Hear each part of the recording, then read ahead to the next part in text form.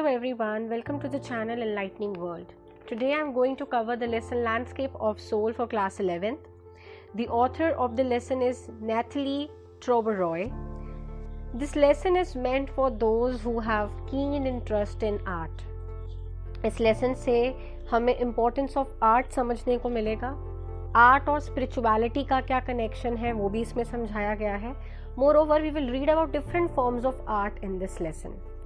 So let's begin. Lesson में काफ़ी short stories हैं जिससे हमें European and Chinese art culture का डिफरेंस जो है पता चलेगा. First story is about a painter Wu Daozi. उसकी लास्ट पेंटिंग उसने एक एम्परर टेक्स जुआनजोंग के लिए बनाई थी to decorate the palace wall. जो एम्परर की पैलेस वॉल थी उसको डेकोरेट करना था. उसने अपना काम एक स्क्रीन के पीछे हाइड किया हुआ था. Emperor was amazed to see his work. और वो हाइड इसलिए किया था कि उसके अलावा वो काम कोई नहीं देख सकता. तो जब एम्परर ने देखा, he was amazed to see his work और वो पेंटिंग को काफ़ी एडोर करने लगा.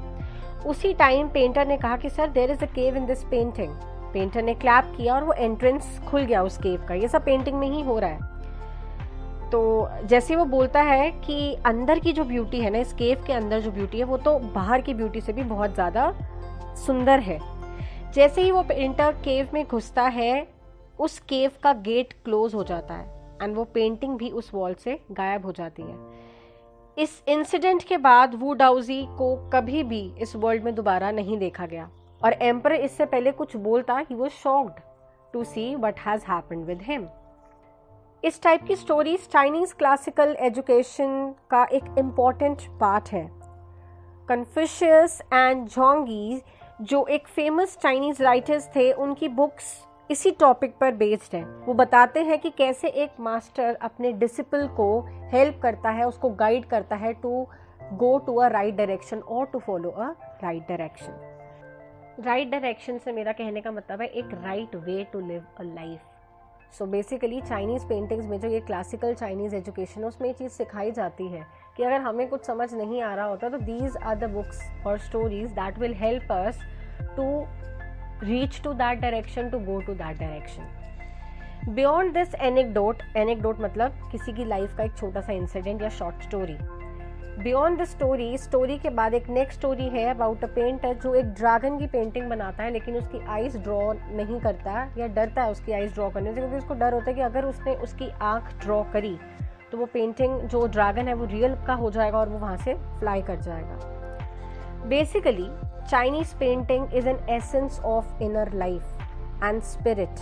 बेसिकली वो एक आर्ट फॉर्म को रियलिटी, किस तरह से हम रियलिटी में देख सकते हैं, किस तरह से वो हमारे उस एक्सपीरियंस को फील कर लेते हैं जो हमने आर्ट में ड्रॉ किया. उस एक्सपीरियंस को हम किस तरह से फील कर सकते हैं, ये हम चाइनीज़ पेंटिंग में सीखते हैं. इन दोनों स्टोरीज के कॉन्ट्रास्ट में एक और स्टोरी है फ्रॉम फ्लैंडर्स जो वेस्टर्न पेंटिंग को रिप्रेजेंट करती है. अभी तक जो मैंने आपको बताई वो चाइनीज़ पेंटिंग के बारे में थी. अब जो मैं स्टोरी बताने वाली हूँ that is for the western painting और you can say the European painting. 15th century में एंटवर्प में एक ब्लैक स्मिथ था जिसका नाम था क्विंटा. उसे एक पेंटर की डॉटर से लव हो गया था, बट उसके प्रोफेशन की वजह से वो पेंटर उसे अपना सन इन लॉ नहीं बनाना चाहता था. सो जो ब्लैक स्मिथ है क्विंटर, वो एक दिन उस पेंटर के स्टूडियो में जाता है और वहाँ पे एक खाली कैनवस के ऊपर एक पेंटिंग ड्रॉ करता है जो कि एक फ्लाई की होती है, एक मक्खी को ड्रॉ करता है.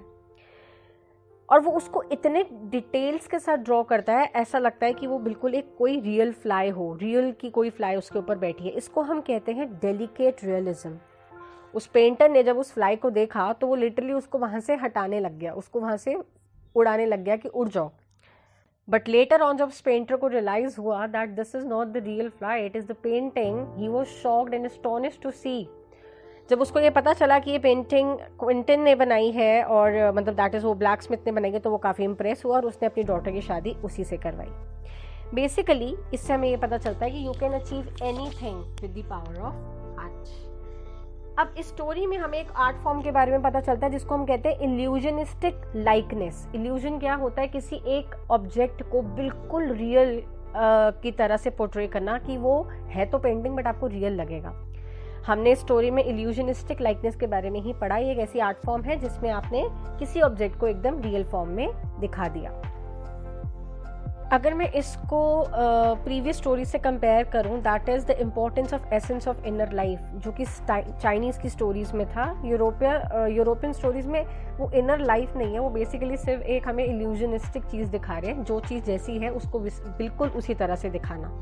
सो यहाँ पर यूरोप वर्सेस एशिया के आर्ट फॉर्म्स के बारे में डिफरेंस हमने देखने को मिला। बेसिकली उस चाइनीज स्टोरी में एम्परर जो है वो आउटर ब्यूटी को देख रहा था, उसी को देख के खुश हो रहा था जो उसको माउंटेन्स वगैरह उस लैंडस्केप में दिख रहे थे। एक एम्परर एक टेरिटरी को रूल कर सकता है, बट उस एक आर्टिस्ट ही है जो उस टेरिटरी की इनर ब्यूटी को जानता है कि इस टाउन में ब्यूटी कहाँ पर है, इस टाउन के अंदर क्या है। एम्परर क्या करता है, वो तो सिर्फ एक टेरिटरी को, एक डिस्ट्रिक्ट को रूल कर रहा है बेसिकली, बट एक जो उस डिस्ट्रिक्ट की ब्यूटी है वो एक ट्रू आर्टिस्ट ही समझ सकता है। तो बेसिकली उस आर्टिस्ट ने तो अपना गोल अचीव कर लिया, उसको तो वो इनर वर्ल्ड मिल गया, वो उस इनर वर्ल्ड में चला भी गया। हालांकि वो उस इनर वर्ल्ड में जाने के लिए एम्परर को भी अपने साथ लेकर जा रहा था, जब उसने कहा कि let me show the way to you, but उससे पहले ही जो केव का गेट था वो बंद हो गया। सो जब आप आर्ट को वैल्यू करोगे, art will value you and it will show you the path of the inner beauty और द इनर रियलिटी, जो एम्परर को तो नहीं मिली, बस उस आर्टिस्ट को जो है वो वहां से मिल गई। अब इससे पहले कि एम्परर उसके अंदर जाता, दैट पेंटिंग वॉज गॉन। अब यहाँ पे एक वर्ड यूज होता है दाऊ। दाऊ का मतलब होता है द वे और the method to take someone to a right direction. यहाँ पर वो जो पेंटर था बेसिकली वो एम्परर को एक दाऊ ही दिखा रहा था, एक वे ही दिखा रहा था to go to the inner beauty और to realize the inner reality, but वो इससे पहले करता ऐसा, वो पेंटिंग वहां से गायब हो गई थी। चाइनीज लैंडस्केप और पेंटिंग्स में एक हिडन मीनिंग होता है, जैसे मैं आपको बात कर रही हूँ। वेयर एज यूरोपियन पेंटर्स जो चाहते हैं वो ये चाहते हैं कि उस पेंटिंग को बिल्कुल वैसे ही देखा जाए जिस तरह से उन्होंने बनाई है। They ask you to borrow their eyes to see that painting. जिस तरह से वो उस पेंटिंग को विजुअलाइज करते हैं, वो चाहते हैं हम भी बिल्कुल उस पेंटिंग को उसी तरह से विजुअलाइज करें। बेसिकली कहने का मतलब ये है कि चाइनीज पेंटिंग में कोई भी एक सिंगल व्यू पॉइंट नहीं होता उस पेंटिंग को देखने का। आप उसको अलग तरीके से विजुअलाइज कर सकते हो, मैं उसको अलग तरीके से विजुअलाइज करूंगी, but in European painting there is only one view point, single view point. आपको इसी तरीके से देखना है जिस तरह से उस आर्टिस्ट ने बनाया है। चाइनीज पेंटिंग में आपको बहुत सारे वेज मिल जाते हैं, डिपेंड्स ऑन यू कि आप उस पेंटिंग को किस तरह से देखते हो, आप उस इनर ब्यूटी को किस तरह से समझते हो। Chinese painting has a spiritual and conceptual space. अब इस चीज़ को समझना बहुत इंपॉर्टेंट है। यहाँ पे किस कंसेप्ट की बात हो रही है, जिस कंसेप्ट की मैं बात कर रही हूँ कि चाइनीज पेंटिंग में कंसेप्चुअल स्पेस है, वो क्या है? उस कंसेप्ट को हम कहते हैं सैंचुई। अभी सैंचुई का मतलब है माउंटेन वाटर। ये दो वर्ड्स हैं, शैन और शुई, तो इसका मतलब है माउंटेन वाटर। इसको और सिंपल वर्ड्स में मैं अगर बोला जाऊँ तो इट्स अ लैंडस्केप। ओके, तो लैंडस्केप को हम सैंचुई कहते हैं। एक ऐसा लैंडस्केप जो आपको दो डायमेंशंस के बारे में बताता है यूनिवर्स की, इसलिए हम इसको डाओइस्ट बोलते हैं। Daoist is a Chinese philosophy to see the universe. तो यूनिवर्स में दो डायमेंशंस हैं। पहला दैट इज माउंटेन, जिसको यांग कहा जाता है। Yang is a vertical view that takes us towards heaven. एक तरह से जब आप पेंटिंग को वर्टिकली देख रहे हो तो उसके अंदर जो चीज़ें आती हैं एंड जो एक्सपीरियंस है वो आपको किस तरह का एक्सपीरियंस देगा? पहला, it takes you towards heaven, it will make you stable, it will make you warm, dry like sun. So these type of feelings you will feel when you will see the painting as a mountain view, as a yang view.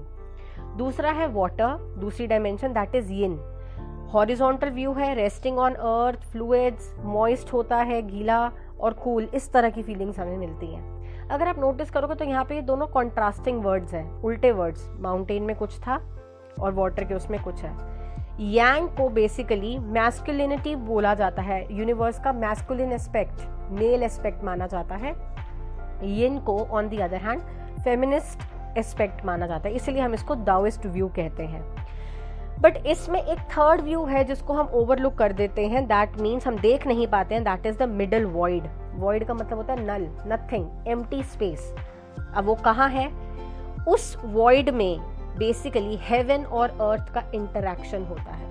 मतलब जो first view है और second dimension है, first dimension और second dimension जो मिलते हैं आपस में, वो थर्ड डायमेंशन में मिलते हैं, जिसको हम अक्सर देख नहीं पाते। उसको देखने के लिए हमें एक चीज़ करनी पड़ती है, दैट इज़ मेडिटेशन। और इंडिया में हमारी एक योगा की प्रैक्टिस है, दैट इज़ प्राणायाम। तो यहाँ पर वो ये भी बताते हैं कि जिस तरह से हम ब्रीद इन ब्रीद आउट करते हैं, तो breathe in first dimension, breathe out second dimension, बीच का जो वॉइड है ना, बीच का जो टाइम है, that is the third dimension.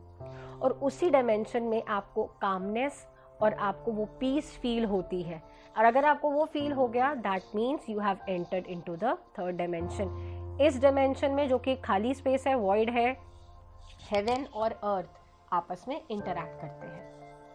क्योंकि हम लोग ही मेडिटेशन करते हैं, man becomes the medium of communication between heaven and earth. Human through his meditation, through his process, वो इन दो एलिमेंट्स को इंटरैक्ट करा पाता है। इसीलिए फ्रैंकोइस चेंग ने कहा है कि man is the I of the landscape. Lesson तो यहाँ फिनिश होता है, बट इसके बाद एक आर्टिकल दिया हुआ है, short article, getting insight outsider art, उसे भी पढ़ना बहुत ज़्यादा इंपॉर्टेंट है। So let's go. सो ये आर्टिकल स्टार्ट होता है with the concept of art brute, जो फ्रेंच पेंटर जॉन डुबुफे ने डिस्कवर किया था इन 1940। वो बोलता है कि जो भी अनट्रेंड आर्टिस्ट होते हैं उनकी आर्ट को ज़्यादा इम्पोर्टेंस नहीं दी जाती थी या नहीं मिलती थी। आर्ट ब्रूट का मतलब क्या है? Raw art, not professional. इसमें कोई भी रूल्स या ट्रेनिंग फॉलो नहीं होती जैसे फॉर्मल आर्ट में होती है। That's why we call it a outsider art. लेकिन nowadays outsider art all over the world काफ़ी फेमस होती जा रही है। ऐसा कहा जाता है कि इन लोगों को आर्टिस्ट बनने का कोई राइट नहीं है क्योंकि इन्होंने कोई ट्रेनिंग नहीं ली, but still they have talent. और इनका वर्क एक कॉन्ट्रास्ट है, एक चैलेंज है टू दी मेन आर्ट। जब जॉन डुबुफे इस बारे में, इस कॉन्सेप्ट के बारे में लोगों से बात कर रहे थे, लोगों को इंट्रोड्यूस कर रहे थे इस कॉन्सेप्ट के बारे में, आउटसाइडर आर्ट के बारे में, इंडिया में एक आदमी ऐसा था जो इसी कॉन्सेप्ट के ऊपर अपना एक पैराडाइज बना रहा था। What he did was he cleared a little patch of jungle and he started making statues with stones and recycled material. इस पैराडाइज को आज के टाइम पे जाना जाता है रॉक गार्डन के नाम से, जो कि चंडीगढ़ में एक फेमस टूरिस्ट स्पॉट है।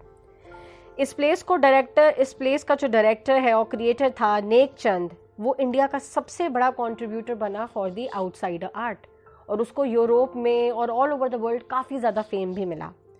सो बेसिकली इस स्टोरी से हम ये सीखते हैं कि एक छोटा मटेरियल भी आर्ट की तरह कंसिडर किया जा सकता है, चाहे वो एक टिन का डब्बा हो या एक ब्रोकन कार हो, anything, it can be used as a form of art. आप उसको आर्ट की तरह उससे आर्ट क्रिएट कर सकते हो। और इसीलिए इसी वजह से नेकचंद को काफ़ी ज़्यादा फेम, उसके वर्क को काफ़ी ज़्यादा एप्रिसिएशंस भी मिले। So be creative and draw. This has brought an end to the lesson. For question answers, go through the link given in the description box. Stay tuned for the next lesson.